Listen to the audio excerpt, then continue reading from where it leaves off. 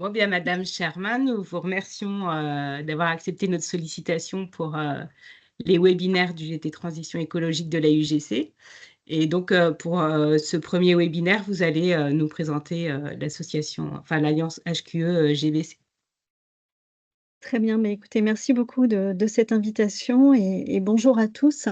Je suis ravie d'être avec vous aujourd'hui pour vous présenter en effet notre association Alliance HQE-GBC et nos travaux en cours. Alors, premier point, me présenter peut-être. Donc, je suis Rachel Sherman, directrice de l'Alliance HQE, et je suis accompagnée de Josie O'Brien qui est en stage chez nous actuellement. Donc voici l'ordre du jour que je vous propose. Donc déjà vous présenter notre association, ensuite nos travaux autour de la rénovation bas carbone, ensuite sur le sujet INIES qui est à la base de données environnementales et sanitaires des produits de construction. Un autre de nos axes de travail est autour de l'économie circulaire. Nous avons également des travaux autour de la gestion de l'eau et de l'adaptation au changement climatique. Et enfin, je vous propose de terminer par 2 sujets plutôt d'ordre prospectif, très structurants pour la filière, qui sont les projets cibles et CAP 2030. Donc concernant l'Alliance HQE-GBC, nous sommes une association reconnue d'utilité publique qui a été créée en 1996. Nous allons fêter nos 30 ans, l'année prochaine. Et nous réunissons l'ensemble des professionnels pour un cadre de vie durable, à savoir les maîtres d'ouvrage, les industriels, les entreprises du bâtiment, les bureaux d'études, les architectes, les aménageurs, les géomètres experts, les collectivités, les centres scientifiques et techniques et les certificateurs. J'en oublie certainement, mais ce qu'il faut retenir, c'est qu'on représente vraiment l'ensemble de la chaîne de valeur de la filière du bâtiment et de l'aménagement durable. Et donc nous travaillons à partir d'une approche globale, transverse et multicritère comme cadre de référence pour le bâtiment et l'aménagement durable. Et cette approche multicritère se base sur 4 engagements indissociables que sont la qualité de vie, le respect de l'environnement, la performance économique et le management responsable. Et c'est vraiment cet équilibre entre ces 4 engagements qui fait la HQE. Donc nos missions sont à la fois l'innovation, et l'anticipation, des futurs enjeux, climatiques et environnementaux et anticipation des futures réglementations et de contribuer aux travaux qui mèneront à ces futures, réglementations. Améliorer, les connaissances également par l'élaboration d'un certain nombre d'outils, comme des cadres de référence, les cadres de référence aménagement et bâtiment durable, des cadres de définition, par exemple sur l'économie circulaire ou l'adaptation au changement climatique, des programmes de recherche HQE Performance, je vous en présenterai tout à l'heure, des guides pratiques, des groupes de travail, des outils digitaux et la base et le programme INIES. Parmi nos missions, nous avons également, bien sûr, la diffusion des bonnes pratiques, la représentation et la promotion du cadre de vie durable. Et nous sommes vraiment là pour faire en sorte que cette approche haute qualité environnementale soit appropriable et appropriée par tous. Et donc, c'est pour ça aussi que je suis ravie d'être avec vous aujourd'hui, parce que, voilà, permettre de diffuser l'AHQE aussi dans les programmes d'études et de formation fait partie de notre rôle et de nos missions. Donc notre rôle, c'est vraiment cette appropriation par tous et ensuite pour aller plus loin dans une démarche volontaire, on peut entrer dans une démarche de certification HQE et je vous en parlerai aussi à la fin. À noter donc que nous sommes également propriétaires de la marque HQE, et membre français du réseau international, le World Green Building Council.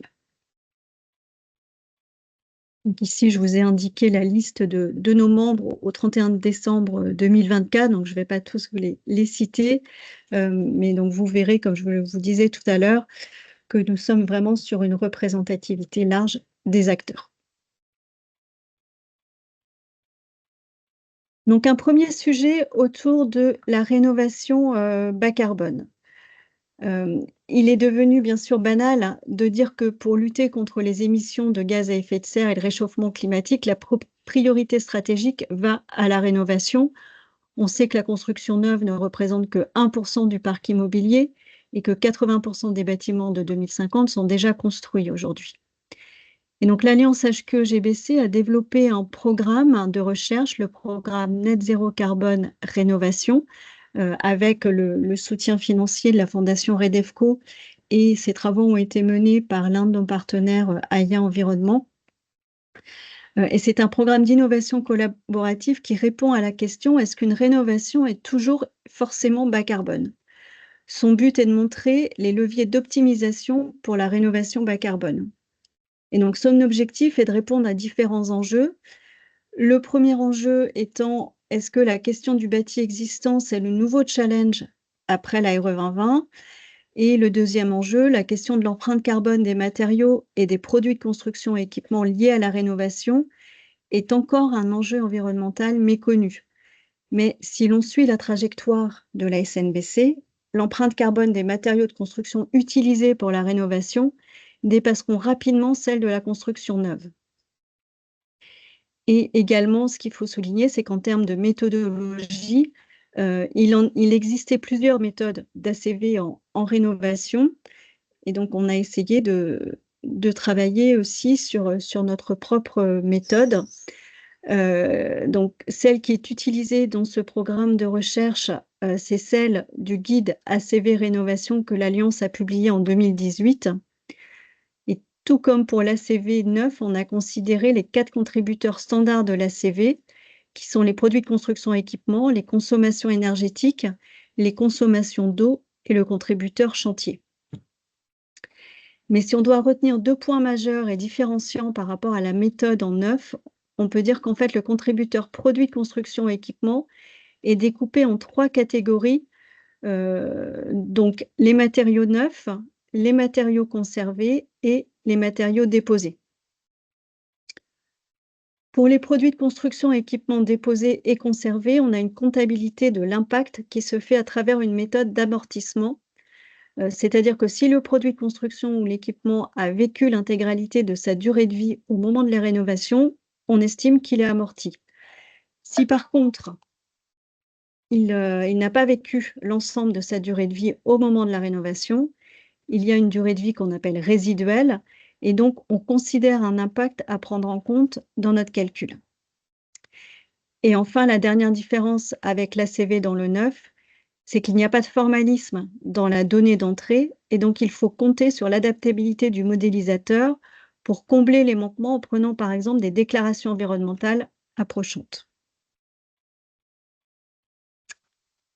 Et donc, quand on a réalisé les premières ACV en rénovation, nous nous sommes posé la question d'un indicateur pertinent pour optimiser cet ACV. Et donc, nous avons introduit la notion du temps de retour carbone, et cet indicateur nous a servi de base pour construire une stratégie d'optimisation carbone des opérations. Et donc, pour vous expliquer son fonctionnement, je vous propose de comparer en fait 2 cas de figure.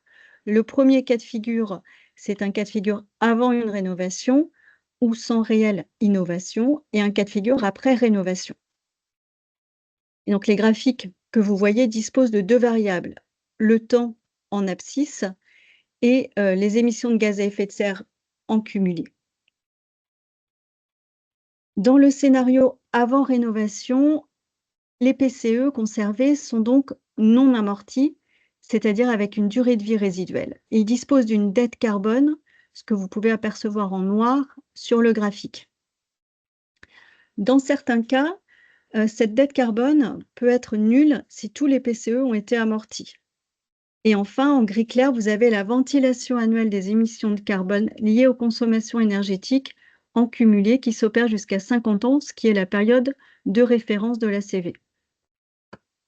Et si on ne se focalise maintenant sur le scénario après rénovation, on retrouve toujours notre dette carbone liée au PCE conservé, mais aussi déposé. Et nous avons également l'apparition des émissions carbone liées au PCE neuf, qui représentent en fait l'investissement carbone lié à la rénovation pour les matériaux neufs. Et en bleu, vous avez la nouvelle ventilation annuelle carbone des émissions liées aux consommations énergétiques. Et si on superpose les deux flèches, on obtient le temps de retour carbone. Et donc, ce TRC se définit comme l'année où le point d'équilibre carbone est atteint entre ces deux scénarios. Et donc, si on se trouve avant ce point d'équilibre, l'investissement carbone de la rénovation n'est pas encore compensé par les économies en exploitation. Et si on se trouve après ce point d'équilibre, l'investissement est considéré comme compensé. Et dans le cas de ce projet de recherche, on se devait de questionner la neutralité carbone. Ce qui est difficile dans la neutralité carbone, c'est qu'elle n'a pas de définition normative actuellement. Cependant, dans de nombreuses publications de spécialistes, on peut dire que cette démarche vise à minimiser les émissions induites, maximiser les émissions évitées et maximiser les émissions séquestrées. Et donc, si on fait le parallèle avec notre TRC, les émissions induites s'apparentent à l'investissement carbone des PCE9 et la ventilation annuelle des émissions carbone liées aux consommations énergétiques après la rénovation. Les émissions à éviter en rénovation désignent la réduction effective des émissions entre le scénario avant et après. Les émissions séquestrées, elles, sont intégrées directement dans les produits de construction investis avec, par exemple, l'utilisation de matériaux biosourcés.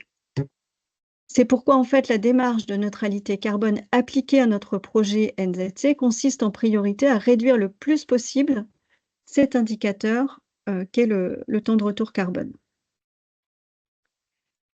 Et donc, dans l'étude NZC Rénovation, on est parti sur 7 cas d'études représentatifs du marché français, à savoir les logements pavillonnaires, les logements collectifs, les logements anciens, les grandes pièces urbaines, le patrimoine industriel, l'immobilier d'entreprise et un dernier cas qu'on a identifié un petit peu plus tard, qui est le rez-de-chaussée urbain. Et donc, si on prend ces différentes typologies de bâtiments et qu'on applique notre projet NZC, en fait, notre méthodologie, NZC, on se retrouve avec 7 empreintes carbone différenciées. En fait, on a tendance à se dire que quand on rénove, on rénove de la structure existante, on a des matériaux existants qu'on préserve, et donc naturellement, le bilan carbone des matériaux va être faible. Mais ce n'est pas tout à fait la conclusion qu'on a eue en analysant les différents résultats du projet. En rose, vous avez la représentation du carbone lié à l'énergie. Et donc, la part des produits de construction et des équipements pour une rénovation dans l'empreinte carbone globale du projet n'est pas du tout anecdotique, bien qu'on fasse des économies de matière, bien sûr, en rénovant, mais les nouveaux matériaux et les matériaux déposés du bâtiment vont représenter une part notable de l'empreinte carbone, selon la frugalité de la rénovation ou la rénovation lourde, et c'est entre 26 et 77% du bilan global. Et donc, en fonction des cas considérés et de l'ancienneté du patrimoine, on va avoir une importance de ces impacts-là, notamment dans le cas de la maison individuelle, qui a été construite dans les années 90, donc que vous retrouvez dans le cas A, et elle a encore pas mal d'empreintes carbone qu'elle n'a pas encore complètement amorties. C'est tout ce que vous voyez dans les globules en bleu foncé. Concernant les résultats globaux, il y a un premier résultat qui est la base, c'est ce qu'on ferait de manière réglementaire, soit au cas par cas, soit en calcul réglementaire global, et on vient l'optimiser ensuite. On reste sur un temps de retour carbone pour la maison individuelle qui reste très raisonnable. C'est le moins le cas pour d'autres familles, et notamment sur les familles de tertiaire, où on peut aller jusqu'à 75 ans de TRC, c'est-à-dire avoir un temps de retour carbone qui va au-delà de la durée de vie conventionnelle d'un bâtiment. Et donc, dans ce cas-là, on peut dire que la rénovation n'est pas si carbone que cela, et s'interroger sur l'intérêt d'un projet de rénovation sur cette typologie de bâtiment. Pour le logement, comme souvent, on part de loin, notamment quand il s'agit de passoires énergétiques. On est donc sur quelque chose qui va avoir une véritable rentabilité carbone. Après, la question, c'est de se dire ce qu'on veut, quelle est la durée qu'on estime être rentable. Est-ce que c'est 10 ans? Est-ce que c'est 20 ans? Donc, il y a quand même un enjeu très fort à réduire nos émissions tout de suite et donc à opérer cet équilibre le plus rapidement possible.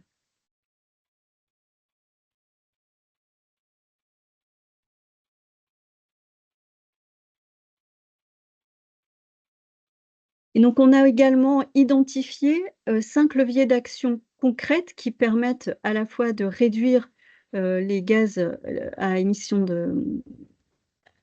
de serre, les gaz à effet de serre, pardon, et le temps de à améliorer le temps de retour carbone. Et donc, ces leviers, ce sont à la fois la tacticité.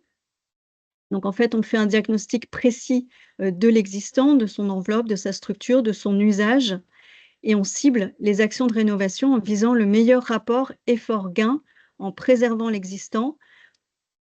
On essaie de ne pas avoir de matériaux inutiles, on réinterroge la valeur d'usage, l'équilibre entre frugalité, sobriété, et la pérennité du bâti.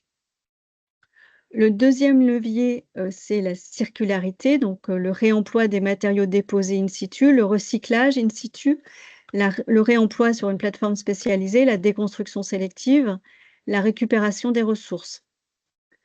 Le troisième levier, c'est la matérialité, donc la mixité entre les matériaux, le bon matériau au bon endroit. Le quatrième levier, la technicité, donc là, c'est pareil, on s'interroge sur l'impact des équipements neufs, l'équilibre entre low-tech et efficacité énergétique. En gros, on s'interroge sur la bonne technologie en bon endroit en fonction des besoins et des usages. Et enfin, le dernier levier concerne les externalités positives, c'est-à-dire quels sont les bénéfices environnementaux sur l'environnement proche d'un projet de rénovation. Est-il possible, par exemple, de mutualiser les services au profit de la cohésion sociale? Est-ce que ce projet permet de réduire les déplacements motorisés et d'inciter à l'activité physique? Quelles sont les externalités positives pour l'économie locale, le vivre ensemble? Donc en fait, c'est inciter à de nouveaux modes de vie bas carbone à l'échelle d'un quartier, à l'échelle d'un territoire. Voilà et donc sur cette, slide, je vous ai, également indiqué le QR code pour pouvoir télécharger, ce rapport d'étude. Et donc nous sommes partis de ce rapport d'études pour, développer un outil digital pédagogique, toujours avec notre partenaire, Aya Environnement, qui s'appelle Décarbone Plus Rénovation, qui est actuellement en expérimentation au sein du 3CA BTP, auprès de 3 CFA BTP pour démarrer. Et donc les objectifs, de cet outil, c'est à la fois de sensibiliser les jeunes apprenants à la question de la rénovation bas carbone et du TRC, d'acquérir des connaissances et de développer des compétences et de les amener à réfléchir, pour évaluer l'impact de l'expérimentation sur leur, propre engagement en prenant, des expériences concrètes. Ils peuvent prendre un bâtiment concret et l'étudier au regard, de cet outil. Et donc l'idée, c'est vraiment de se forger des ordres, de grandeur, à partir de l'implantation, du bâtiment, de son orientation, de sa zone géographique, des matériaux, utilisés, des équipements, utilisés. Et donc ça permet de s'interroger sur, à la fois les résultats, en termes d'impact carbone et de temps de retour carbone.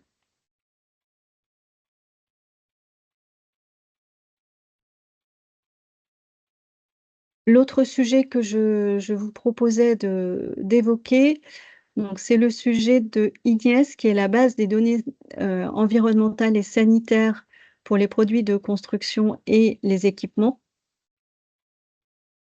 dont nous sommes également, propriétaires et gestionnaires.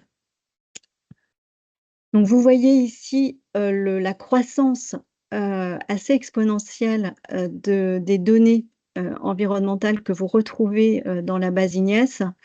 Bon, cette croissance, s'explique évidemment, par la mise en application de l'ARE 2020 et du besoin de plus en plus fort, de pouvoir accéder à des données environnementales pour pouvoir passer les différents seuils de l'ARE 2020.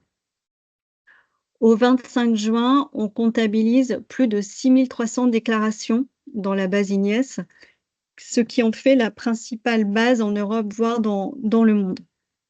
On est assez en avance sur ce sujet et on a plus de 700 déclarants.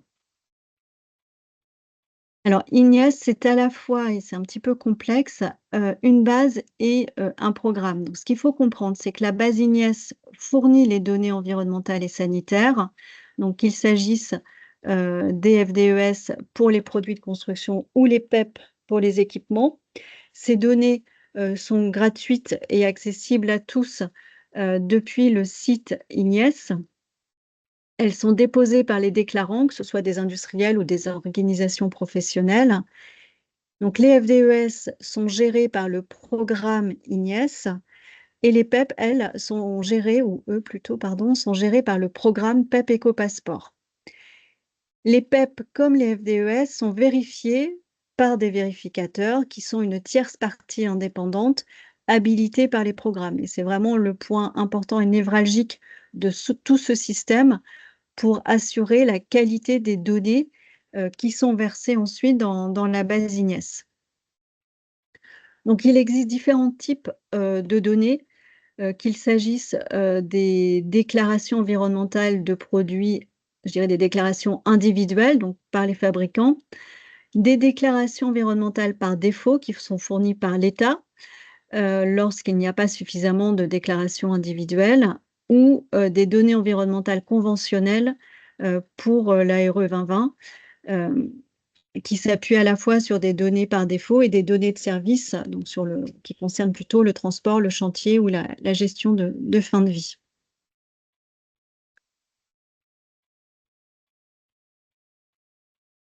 Donc, concernant le contenu d'une FDES, donc les FDES contiennent à la fois des impacts environnementaux calculés pour une unité fonctionnelle en utilisant la norme NF-EN 15804 et son complément national A2.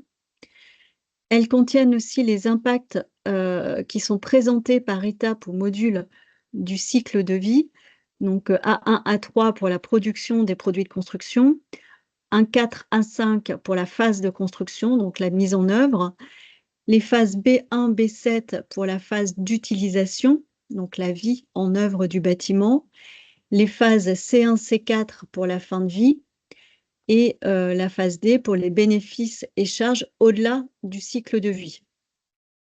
Les FDES contiennent également des informations liées au changement climatique, à la consommation de ressources, et notamment la consommation d'eau ou d'énergie, la gestion des déchets, l'eutrophisation ou l'acidification des milieux. On trouve également des informations additionnelles sur la contribution du produit au confort, qu'il s'agisse de confort thermique, acoustique ou visuel par exemple, et également à la santé des occupants des bâtiments.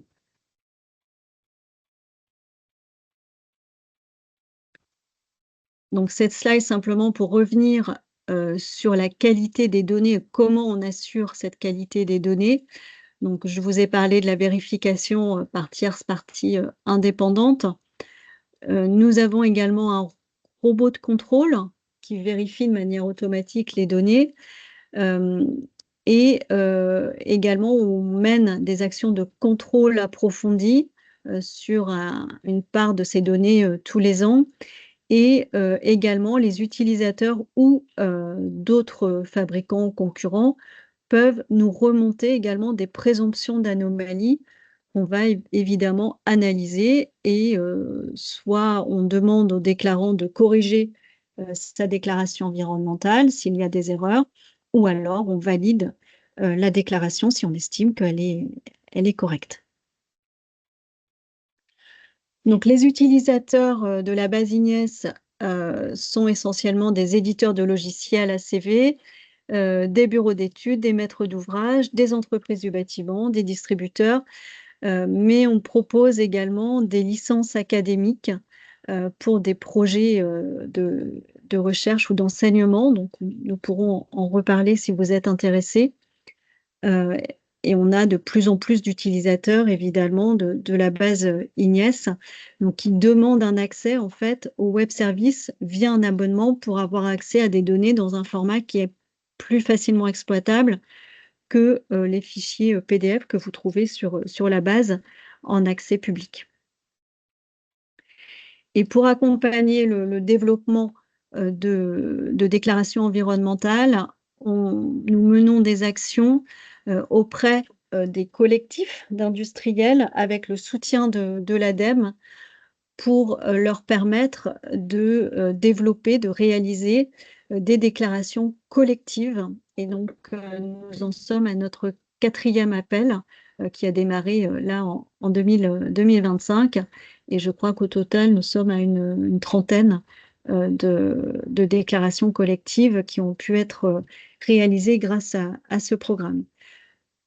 Puisque comme je vous l'ai dit en préalable, le fait de pouvoir accéder à des données de plus en plus précises, c'est vraiment la clé pour passer les prochains seuils de l'ARE 2020.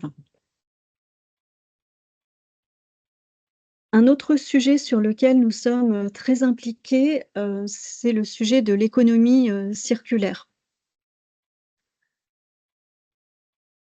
Donc, au sein de l'Alliance HQE-GBC, nous avons commencé à travailler sur ce sujet dès 2018, puisque nous avons développé un cadre de définition sur l'économie circulaire, puisque à l'époque, il y avait plusieurs définitions qui existaient. Elles étaient souvent très générales et assez peu opérationnelles. Et donc, on a essayé de développer notre propre définition avec nos partenaires. Et nous venons de lancer un appel à REX sur ce cadre de définition pour avoir aussi des retours concrets d'application. Et nous sommes aussi en train de travailler à la mise à jour, puisqu'il y a quand même pas mal de choses qui ont évolué, notamment au niveau réglementaire ou au niveau des outils, et pour se mettre également en conformité avec les exigences de la taxonomie européenne. Et au-delà de la définition donc proposée dans ce cadre, on a également fait un autre constat, c'est celui qu'il n'existait pas en France de méthode normalisée pour quantifier la contribution d'une opération de construction à l'économie circulaire. Pourtant, les déclarations environnementales incluent des données utiles sur le sujet via leurs indicateurs et scénarios de fin de vie. Cependant, ces informations sont jusqu'à présent peu exploitées dans les ACV. Et à l'époque, la méthode E+C- et désormais la méthode RE 2020 se focalise dans l'expression des résultats sur les indicateurs de réchauffement climatique et d'énergie, sans mettre en avant des indicateurs traitant de l'économie circulaire. Et donc, c'est bien là la clé. Si on ne peut pas mesurer, on ne peut pas s'améliorer.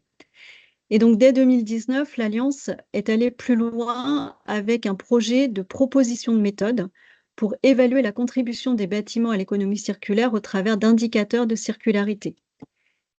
Et donc, au bout de 5 ans de travail, avec notamment le CSTB, l'ADEME et EVA Conseil, est né l'outil GEM pour définir des indicateurs de circularité. Et donc, l'outil s'appuie sur 2 méthodes normalisées, qui est la méthode de l'ACV et la méthode MFA pour analyse des flux de matière. Donc, cette méthode, mise au point par EVA Conseil et Cercal, repose sur le principe de conservation de la matière de Lavoisier, c'est rien ne se perd, rien ne se crée, tout se transforme, et permet de visualiser les flux entrants, c'est-à-dire les produits de construction et équipements utilisés, et les flux sortants tout au long du cycle de vie du bâtiment, c'est-à-dire de son étape de construction, son étape de vie, de mise en œuvre, enfin de vie, d'utilisation, et de déconstruction du bâtiment. Alors, GEM, qui signifie Gestion et modélisation de la matérialité pour une économie circulaire, est un outil digital qui permet de calculer des indicateurs de circularité pour un projet de construction. Et il aide les professionnels à intégrer la circularité dès la conception d'un bâtiment et de suivre l'impact des matériaux tout au long du cycle de vie du projet. Et donc, dès le départ, notre objectif avec GEM était simple, c'était de rendre la mesure de la circularité accessible à tous. Et donc, c'est un outil gratuit, facile à prendre en main et qui simplifie l'analyse de flux de matière qui, faite manuellement, est quand même très chronophage. Et donc, ça permet d'automatiser le processus. Donc, GEM a été lancé en juin 2024 et aujourd'hui, on compte plus de 120 utilisateurs sur cet outil. Alors, la seule contrainte, c'est qu'on a besoin d'un fichier RS2E au format de la RE2020 en données d'entrée. Sans ce fichier RS2E, on ne peut pas utiliser l'outil, puisque l'outil va directement extraire les fiches produits de la base IGNES. Et les données exploitées et traduites dans l'outil sont donc issues des FDES, PEP ou DED, de la base IGNES, des différents produits du bâtiment. Et donc, l'outil offre ensuite la possibilité de compléter quelques données manquantes, éventuellement, notamment sur des sujets de réemploi ou les lots forfaitaires que l'on souhaiterait détailler. Donc, comme je vous l'ai précisé, l'outil GEM couple l'approche en cycle de vie et la méthode MFA. Et en couplant ces deux méthodes, nous obtenons des indicateurs de circularité qui nous permettent d'évaluer la performance environnementale d'un bâtiment de manière exhaustive par des indicateurs de quantité de matières secondaires entrantes, de matières sortantes valorisables par le réemploi et la réutilisation et le recyclage. L'outil s'intéresse aussi à d'autres indicateurs d'impact tels que l'épuisement des ressources abiotiques ou le contenu en matière biosourcée, par exemple. Donc, la méthode complète est téléchargeable sur l'outil. Et donc, pour résumer, on pourrait dire que l'enjeu de GEM est de connaître les flux de matière qui entrent dans le bâtiment et qui sont anticipés pour la déconstruction future du bâtiment. Un autre projet que nous menons dans le cadre de nos tests HQE Performance, c'est le projet E2IC pour évaluation environnementale des impacts chantiers. C'est un projet de recherche qu'on pilote avec le CSTB, avec le soutien de l'ADEME, qui vise à mieux comprendre et évaluer les impacts environnementaux liés à la phase chantier, que ce soit en construction neuve, en rénovation ou en déconstruction, puisqu'aujourd'hui la réglementation RE 2020 intègre déjà la contribution chantier, mais elle reste très simplifiée et peu représentative des pratiques vertueuses. Et donc c'est vraiment là l'objectif de l'outil, c'est de mettre en avant ces pratiques vertueuses et de les généraliser. Et par ailleurs, les flux de matériaux, déchets, produits réemployés ou les consommations d'énergie de chantier sont mal caractérisés dans les méthodes actuelles. Donc le cœur du projet, c'est vraiment un outil numérique innovant développé pour promettre aux professionnels d'évaluer l'impact du chantier dès la conception du projet, de renseigner leurs données réelles de chantier et de visualiser leurs impacts environnementaux de manière multicritère. Donc là aussi, vous avez le QR code pour aller sur la page de notre site qui décrit un petit peu plus ce test et cet outil. Si vous êtes intéressé également pour participer au webinaire que nous organiserons pour présenter par exemple sur ce test la calculette RE 2020 ou sur l'outil GEM, nous allons organiser aussi un webinaire prochainement. N'hésitez pas à revenir vers moi et nous vous ferons parvenir le lien de connexion avec grand plaisir. Alors, un autre point sur lequel nous travaillons, c'est la gestion de l'eau au travers d'un groupe de travail spécifique sur la gestion intégrée des eaux pluviales, à la fois à l'échelle parcelle, mais aussi à l'échelle aménagement. Donc, nous travaillons sur un cadre de définition pour proposer une vision alternative de la GIEP qui repose en priorité sur des solutions fondées sur la nature. Et donc, ce cadre de définition viendra fournir un langage commun partagé par tous les acteurs de la construction, de l'aménagement et de l'eau et mettra en avant les avantages économiques, environnementaux et sociétaux d'une pratique de gestion intégrée des eaux pluviales telle que nous l'entendons, parce que là encore, il y a plusieurs définitions. Il n'y a pas de définition normative, donc nous travaillons pour l'élaboration d'une définition de la GIEP. Également un point concernant la résilience et l'adaptation au changement climatique, parce qu'on le sait, il faut continuer bien sûr à travailler sur les sujets d'atténuation, mais aussi il faut accélérer sur les sujets d'adaptation et de résilience. C'est aussi l'objet du PNAC 3 et un certain nombre d'autres organisations comme l'Alliance travaillent aussi sur ces sujets et travaillent ensemble également au sein de GT Transverse.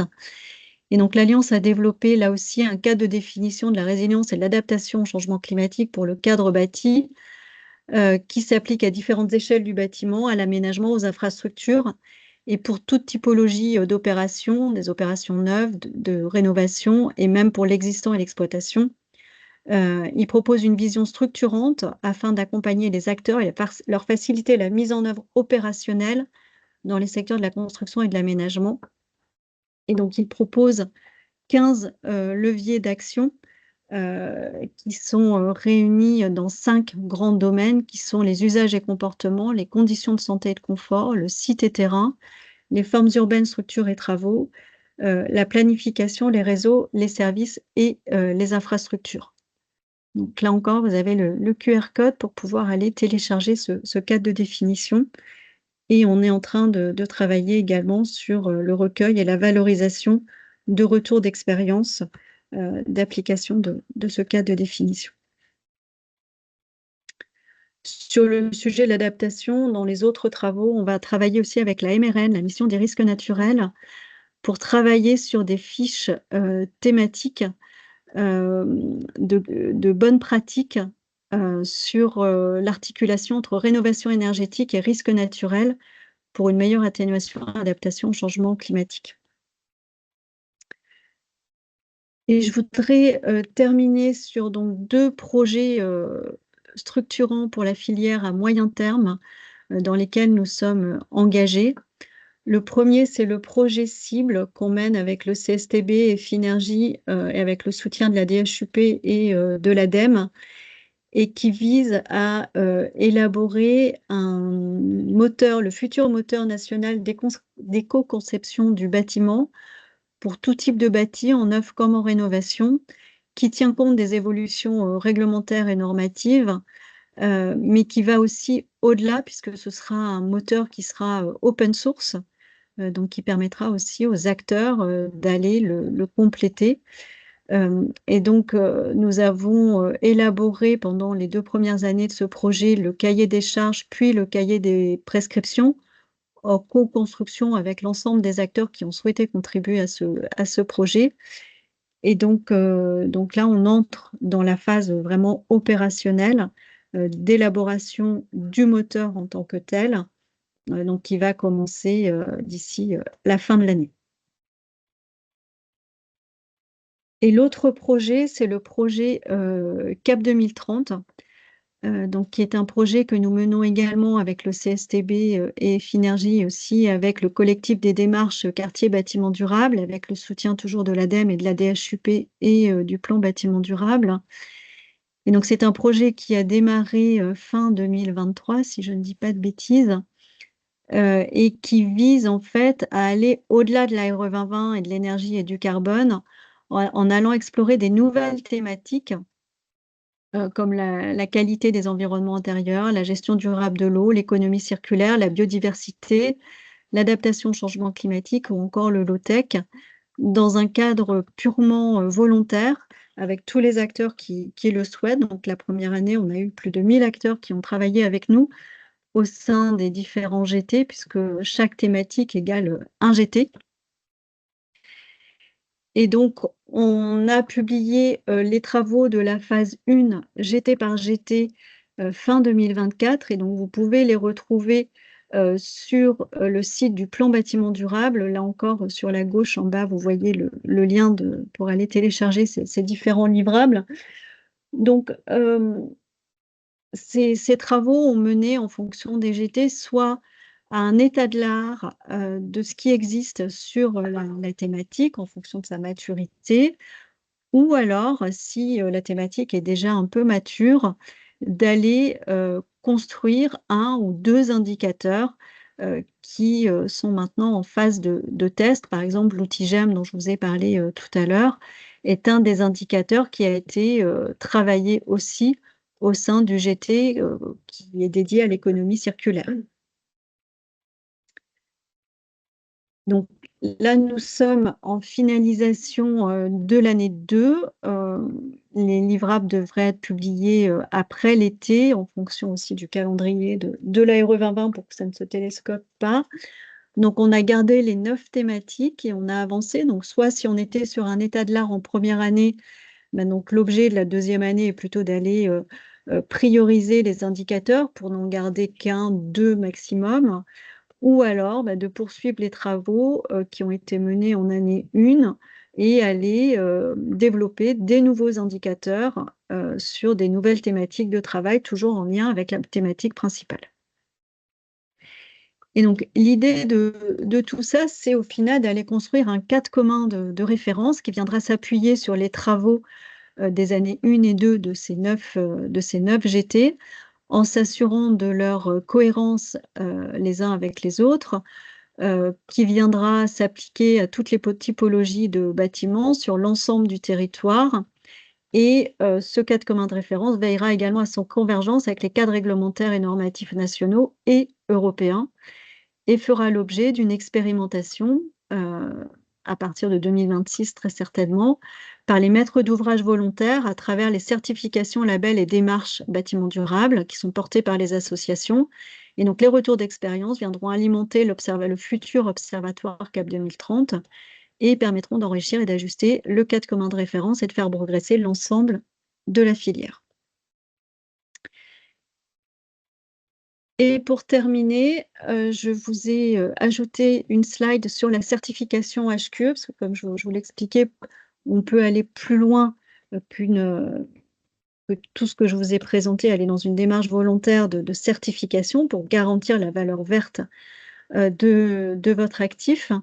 Donc, 2 organismes certificateurs sont agréés pour délivrer la marque HQE, qui sont Cercal pour le résidentiel et Certivea pour le tertiaire et l'aménagement. Et donc, ils opèrent en France et à l'international. Et à fin 2024, on pouvait compter presque 132 millions de mètres carrés de bâtiments certifiés HQE. Et donc, je vous ai indiqué également en bas de ce slide les QR codes pour accéder au référentiel donc HQE-BD, donc bâtiment durable pour les bâtiments tertiaires, et les référentiels NF Habitat et NF Habitat HQE pour le résidentiel. Voilà ce que je voulais vous partager aujourd'hui sur l'Alliance et nos travaux. Je me doute que c'était un peu dense, mais c'est une vision assez globale, voilà, de ce que nous faisons,